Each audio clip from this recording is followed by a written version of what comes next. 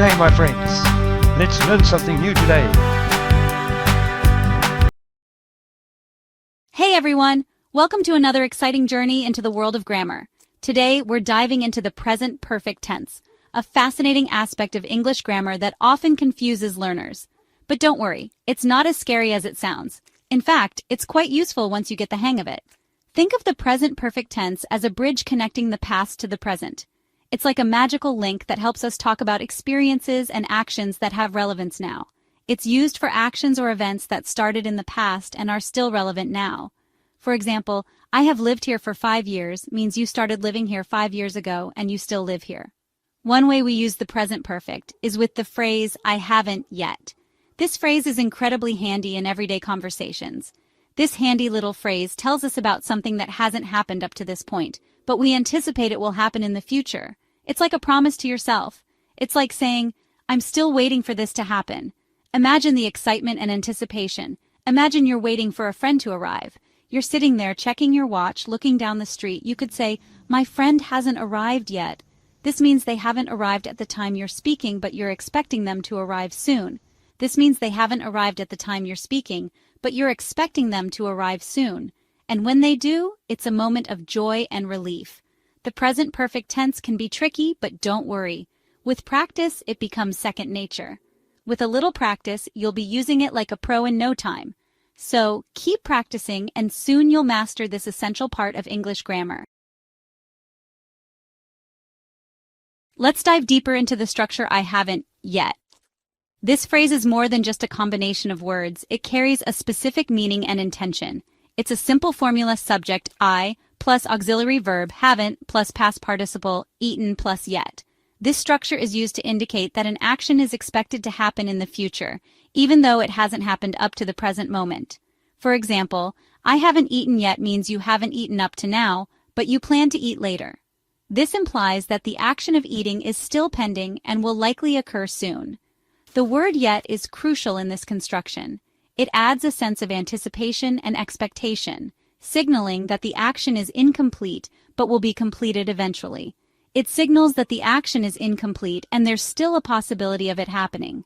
Without yet, the sentence loses this nuance and becomes a simple statement of fact. Without yet, the meaning changes completely. For instance, saying I haven't eaten simply states that you haven't eaten at all, with no indication of future plans. I haven't eaten implies you haven't eaten at all, which is different from saying you haven't eaten yet. The latter suggests that you will eat soon, while the former does not. Think of it like this. Yet is like a little reminder that the story isn't over. It's a word that keeps the door open for future possibilities and actions. It's like the cliffhanger at the end of a TV show that keeps you coming back for more.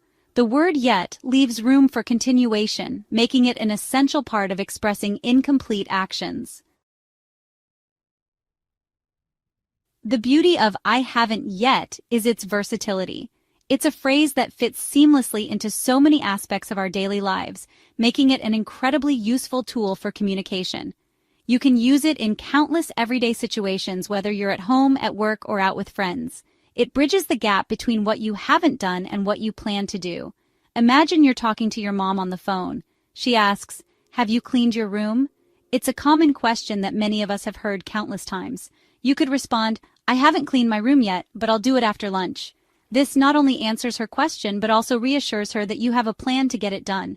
Or perhaps you're at work, and your boss asks if you've finished a report. It's a scenario that many professionals encounter regularly. You could say, "I haven't finished the report yet, but I'm almost done." This lets your boss know you're still working on it and haven't forgotten. It shows progress and commitment. This simple phrase can ease tension and provide clarity in professional settings, ensuring that everyone is on the same page. Even in casual conversations, I haven't yet comes in handy. It can be a great way to keep the conversation going and show your interest. Imagine you're chatting with friends about a new movie. They ask, "Have you seen the new Marvel movie?" It's a question that sparks excitement and curiosity. You could reply, "I haven't seen it yet, but I've heard it's amazing." This not only keeps the conversation lively, but also shows that you're in the loop and eager to catch up. Section 4. Avoiding the tense trap, common mistakes and solutions. One common mistake learners make is using the simple past tense instead of the present perfect. For example, saying I didn't eat yet is incorrect. The correct form is I haven't eaten yet. Remember, the present perfect tense connects the past to the present. Using the simple past tense breaks that connection and makes the sentence grammatically incorrect. Another mistake is forgetting to use yet altogether. Saying I haven't finished my homework implies you haven't finished it at all, which might not be true. Adding yet clarifies that you're still working on it. By being mindful of these common errors, you can ensure your sentences are grammatically sound and convey your intended meaning clearly. Section 5. The power of yet expressing expectation and hope. The word yet in I haven't yet carries a sense of expectation and hope. It suggests that while something hasn't happened yet, it's likely to happen in the future. This subtle nuance can make a big difference in how your message is perceived. For instance, imagine a child asking their parents, "Are we there yet?" The word yet expresses their anticipation and excitement about reaching their destination. It shows they're eagerly looking forward to what's to come. Similarly, when you say, "I haven't found my dream job yet," the yet implies that you're still searching and haven't given up hope. It shows your determination and belief that you'll eventually find the perfect job. Section 6. I haven't yet around the world, cultural insights. While the structure I haven't yet is common in English, it's interesting to note that other languages might express this idea quite differently. For example, in some languages, they might use a specific verb tense or a completely different phrase altogether. Understanding these cultural nuances can be incredibly helpful when learning English or interacting with English speakers from different backgrounds. It allows for clearer communication and helps avoid potential misunderstandings. Moreover, exploring how different cultures convey the concept of not yet can deepen your appreciation for the diversity of language and human expression. It highlights how even simple phrases can carry different meanings and connotations across various cultures. Section 7. Mastering I haven't yet. Your key to fluent communication. Mastering the use of I haven't yet is a significant step towards achieving fluency in English. It allows you to express yourself more naturally and accurately in everyday conversations. Remember to practice using this construction in various contexts. The more you use it, the more confident you'll become in your ability to communicate effectively. Don't be afraid to make mistakes.